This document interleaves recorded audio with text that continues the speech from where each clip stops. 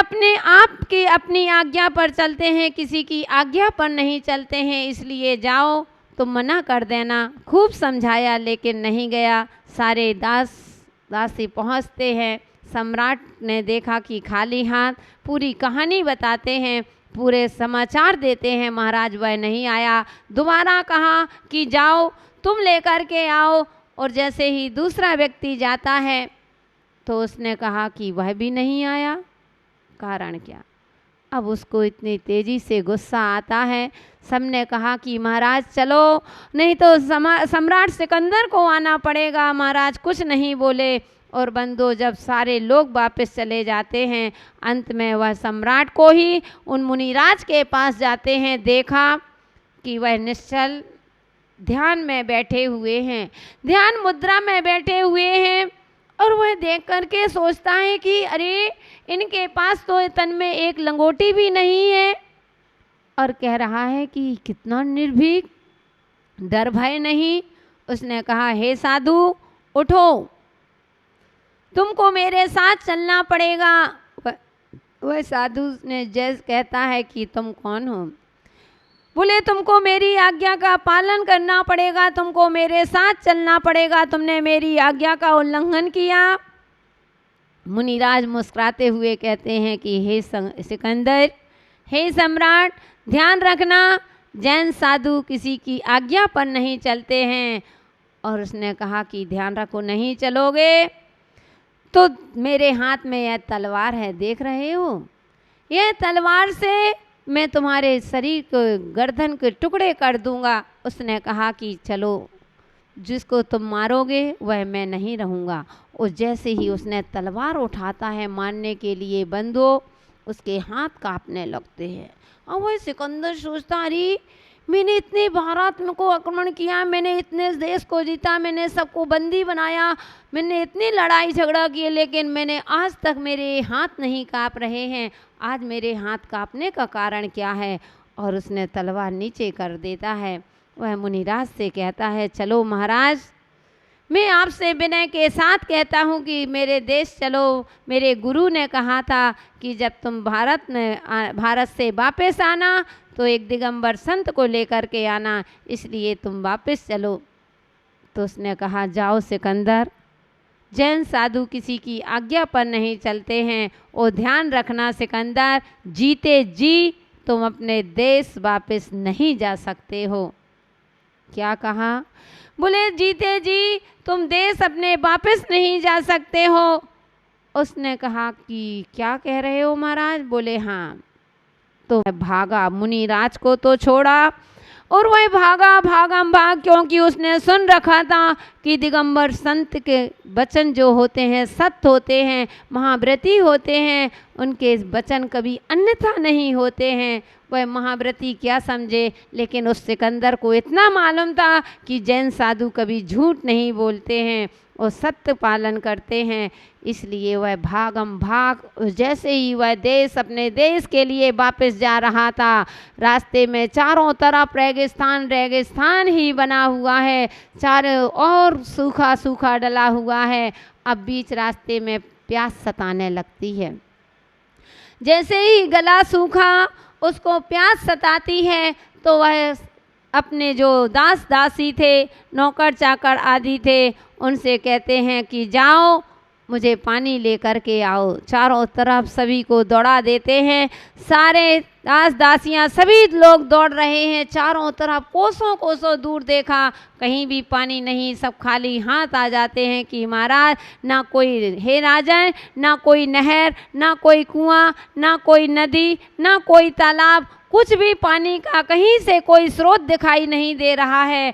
उसने कहा कि नहीं, अगर मुझे पानी नहीं मिला मेरे तो प्राण निकल जाएंगे, क्योंकि बंधु अब आ रहा है। पहले तो सिकंदर को यह मालूम था कि मैं अमरौती खा करके आया हूँ, मुझे कभी जाना ही नहीं है, मैं संसार में आ गया। बंधु ध्यान रखना, जो इस संसार में आया है वह जाने के लिए ही आया है। मालूम है ना कि संसार में आए हो तो जाने के लिए ही आए हो।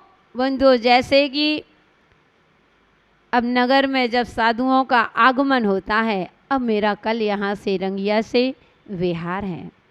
लोग कह रहे थे कि नहीं, माता जी का गमन नहीं होगा। मैंने कहा भैया, जिस दिन आगमन हुआ था 29 तारीख को मेरा आगमन हुआ था, उसी आगमन में ही गमन शब्द छिपा होता है। आगमन, कि जिसका आगमन हुआ है उसका गमन तो होना ही होना है, लेकिन गमन में कभी आगमन नहीं छिपा कि आए। जो गया वह वापस आएगा, इसका कोई भरोसा नहीं है, लेकिन जो आया है वह तो जाने के लिए ही आया है। तो बात मेरी यह चल रही है कि वह सिकंदर विचार करता है कि मुझे पहले सोच रहा था मैं अमरौती खा करके आया, आज उसको उस पानी का महसूस हो रहा है। जब देखा कि वह फिर वापस आ गए, सारे दास दासी वापस आ गए। महाराज, कहीं भी इस नगर में पानी नहीं, जहाँ रेगिस्तान रेगिस्तान। वह सम्राट पानी से तड़प रहा है, प्यास के कारण से गला सूख जाता है और वह मूर्छित होकर के गिर जाता है। जैसे ही वह मूर्छित होकर के गिरता है, यहाँ पर देव एक मानव के रूप में आते हैं और एक गिलास में पानी लेकर के आते हैं। उस सिकंदर के ऊपर पानी के छींटे देते हैं, सिकंदर को होश आता है और वह देव जो मानव के रूप में खड़े थे, वह कह रहे हैं, लो सिकंदर, ये है पानी, तुमको प्यास लगी है ना, लो पानी पियो। पानी का नाम लेते ही मन में शीतलता सी महसूस होती है, बहुत शांति महसूस होती है और वह हाथ बढ़ाता है, कहता है कि लाओ, लो पानी। वह कहता है, दो मुझे पानी दो। और जैसे ही वह हाथ बढ़ाता है तो वह देव जो मानव के रूप में खड़ा है, वह कहता है कि पहले हे सिकंदर, इस एक गिलास पानी की कीमत चुकाओ। क्या चुकाओ? एक गिलास पानी की। उसने कहा कि जाओ, तुमको 100 सोने के सिक्के दिए जा रहे हैं और मुझे पानी पिलाओ। तो उसने कहा, इससे 100 सिक्कों से इस पानी की कीमत नहीं हुई।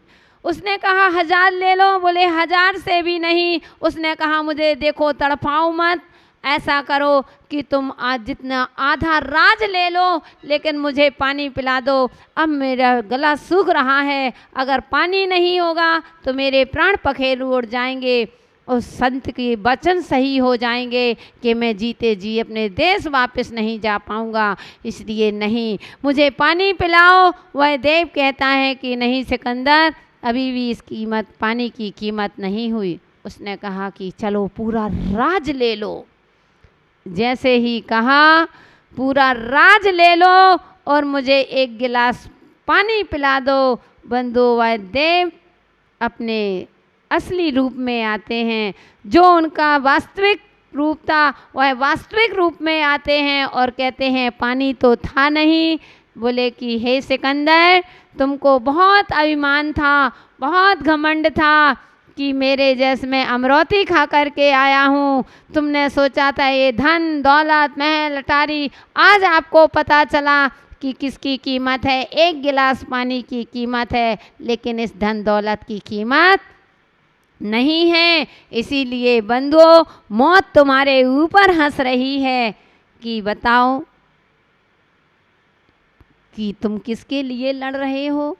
ये लड़ाई झगड़े, एक अनेकता जो दिख रही है, ये विषमताएं जो दिख रही हैं, जो मन मुटाव चल रहा है, यह किसके लिए कर रहे हो बंधु। इसलिए ध्यान रखना, अगर जीवन में साथ जाएगा तो जो धर्म कर लोगे यही तुम्हारे जीवन में साथ जाने वाला है। अगर तुम धर्म जीवन में धारण करोगे तो मौत कभी तुम्हारे पास हंसेगी नहीं, मौत तो तुम्हारा साथ देगी। इसलिए बंधु, अपने जीवन में कभी भी हो तो प्रेम भाव से रहें, एकता के साथ रहें, संगठन के साथ रहें। और जब हम एकता संगठन के साथ रहेंगे तो हमारा जीवन नियम से पावन और पवित्र बनेगा। हमारे जीवन का कुछ ध्येय जो वो होगा, जब जन्म लिया है तो इस जीवन को सार्थक करो, कहीं ऐसा नहीं कि पाई पाई जोड़, कहते कोड़ी कोड़ी माया जोड़ी, बन गए लाख करोड़ी, और दान करी ना खाई खर्ची, आखिर में सब छोड़ी। इसलिए दान करो, खाओ पियो, दान करो, और दान दे करके अपने जीवन को सजाओ, तभी यह जीवन महान, पावन और पवित्र बनेगा। इसलिए अपने जीवन में क्या करने जा रहे हो, थोड़ा सा विचार करना और इन बेमनस्ताओं को छोड़ देना, छोड़ देना। जो मिला है अच्छा मिला है, जितना मिला है मेरे भाग में जो होगा वह लौट करके जा करके भी वापस मिल सकता है, और अगर मेरे भाग में नहीं है तो बंधु आया हुआ भी वापस चला जाता है। कितना भी मेहनत कर लेना, अगर तुम्हारे भाग में नहीं है तो वह मिलने वाला नहीं है, और अगर भाग में है तो पता नहीं कि कहाँ से आ जाता है। इसलिए क्यों अपने जीवन को यूं ही गंवाते हो? कभी विचार करना, कभी आपको सोचना है, कभी आपकी मानसिकता को अपने बदल करके देखना है। इसलिए मैं कह रही थी ना कि वह माँ तो अपने बच्चों के नादानी पर हंसती है, लेकिन मौत तुम्हारी इसलिए हंस रही है कि हे मानव, तुम किसके लिए रो रहे हो, किसके लिए झगड़ रहे हो, जिसके लिए तुम दिन भर खिलाते हो, पिलाते हो, इसकी सेवा करते हो, सुसज्जा करते हो, यह शरीर भी तुम्हारे साथ जाने वाला नहीं, तो किसके लिए तुम लड़ रहे हो?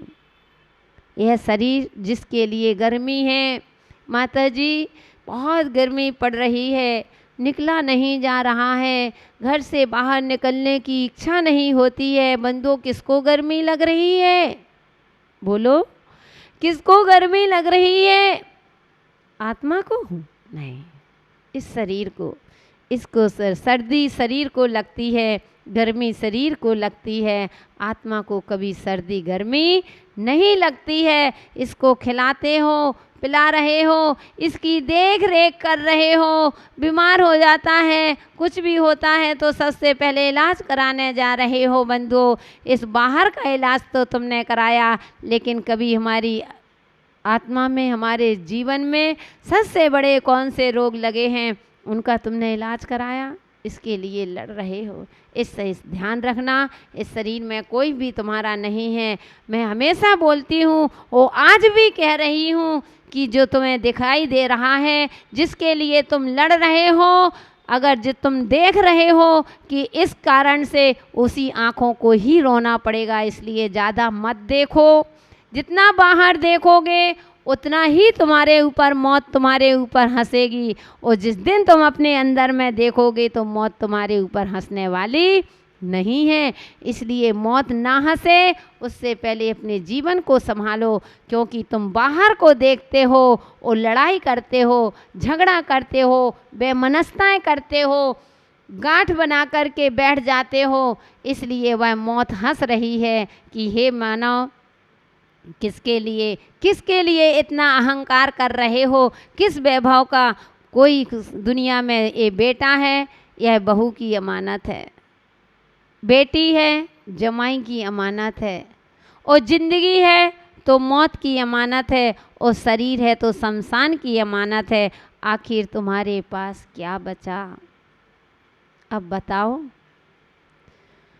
किसके लिए लड़ रहे हो? मैंने ऐसे ऐसे दृश्य देखे हैं बंधु, ऐसे ऐसे लोगों को देखा, इतना जोड़ जोड़ करके रखा, उस पैसे के पीछे अपने परिवार से, अपने भाई से अलग हो गए, अपने माँ से अलग हो जाते हैं, बहनों से अलग हो जाते हैं, रिश्तेदार हो, हाय पैसा, और कोई परिवार में नहीं। जब जाते हैं तो खाली हाथ जाते हैं। यही तो सिकंदर के साथ हुआ था, जब सिकंदर रास्ते में, और जब देव ने उतना कहा कि हे सिकंदर, एक गिलास पानी की कीमत है, लेकिन तुम्हारे इस वैभव की कोई कीमत नहीं है, इतना कहा था, और सम्राट सिकंदर की मृत्यु हो जाती थी। मुनिराज के वचन भी सत्य हो गए, क्योंकि वैसे में मुनि वाक प्रमाणम, मुनियों के वाक बिल्कुल प्रमाणिक होते हैं, उनके वचन कभी अन्यथा नहीं होते हैं। और अन्यथा इसीलिए नहीं होते हैं क्योंकि वे अपने महाव्रत का ध्यान रखते हैं, असत्य का सहारा नहीं लेते हैं। वह कभी भी झूठ का सहारा नहीं लेते हैं। परेशान भले ही हो जाएं, लेकिन उनको मालूम है सत्य को परेशान होना पड़ता है, लेकिन सत्य कभी पराजय नहीं होता है। इसलिए उनके वाक प्रमाण थे, उनके वचन सिद्ध हो गए। और जब सिकंदर ने उनकी अर्थी थी तो सिकंदर के दोनों हाथों को उस अर्थी के नीचे लटका दिए गए थे। कह गया था कि जब मैं मरूं तो मेरे दोनों हाथों को नीचे लटका देना। यह प्रतीक रहेगा कि कितना भी तुम जोड़ लो, आखिर में तुम्हें खाली हाथ ही जाना है। ना कुछ लेकर के आए थे, ना कुछ लेकर के जाना है। वो मुट्ठी बांधे आए थे और हाथ पसारे जाना है। इसलिए मैं तो कहती हूँ, जब आए थे तो इस कुछ लेकर के आए थे, लेकिन जाओगे तो कुछ भी लेकर के नहीं जाओगे। क्या लेकर के आए थे बताओ? पुण्य पाप नहीं। लोग कहते हैं पुण्य लेकर के आए, कर्म लेकर के, वो तो बंधुओं दिखते नहीं हैं। देखिए जब आए थे दिखा था कि तुम लेकर के आए हो। अरे बड़े आश्चर्य में पड़ गए कि ये तो हम पहली बार नई बात सुन रहे हैं गुरु माँ के मुख से, कि जब आए थे दिखा था, लेकर के आए थे। क्या लेकर के आए थे बंधु? आए थे, मैं बता रही हूँ, जब तुम आए थे तो इस औदारिक शरीर के साथ आए थे। हुआ था जन्म। जन्म कैसे हुआ? उस औदारिक शरीर के साथ आए थे। सबने देखा था, जन्म हुआ था, सबने देखा था तुमको। तो इसलिए बंधुओं, लोग कहते हैं ना कुछ लेकर के आए थे, ना कुछ लेकर के जाना है। वो मुट्ठी बांधे आए थे और हाथ पसारे जाना है। लेकिन मैं कहती हूँ जब आए थे तो कुछ लेकर के आए थे, लेकिन जब जाओगे तो हाथ पसारे जाना है। यानी यह शरीर भी तुम्हारे साथ में जाने वाला नहीं है। इसलिए धर्म स्नेही बंधुओं, अपने जीवन को सजाओ, अपने जीवन को महान बनाओ। अपने जीवन में जो तुम्हारी कुविचार चल रहे हैं, जो तुम्हारी सोच अच्छी नहीं है, इसलिए अपनी थोड़ा सा सोच को बदलिए, अपनी सोच को अच्छी बनाइए और अपने जीवन को सार्थक करिए प्रेम भाव से। क्योंकि जहाँ प्रेम होता है तो वहाँ सब दुनिया अपनी होती है, और जहाँ प्रेम नहीं होता है तो बंधु कोई अपना नहीं होता है। क्योंकि हमने पहले ही कह दिया कि ये तो सब आँख खुले का सपना है, और सच्चा अपना जीवन साथी होता है तो हमारा जैन धर्म होता है। धर्म को अपना जीवन साथी बनाएं, अपने जैन धर्म के ऊपर विश्वास के साथ अपने जीवन को सुचारू रूप से चलाएं। हम ये नहीं कहते कि महाराज बनो, ये नहीं कहते कि माता जी बनो, लेकिन अपने जीवन को सुचारू रूप से चलाते जाओगे तो आपका जीवन बहुत ऊंचाइयों पर चला जाएगा।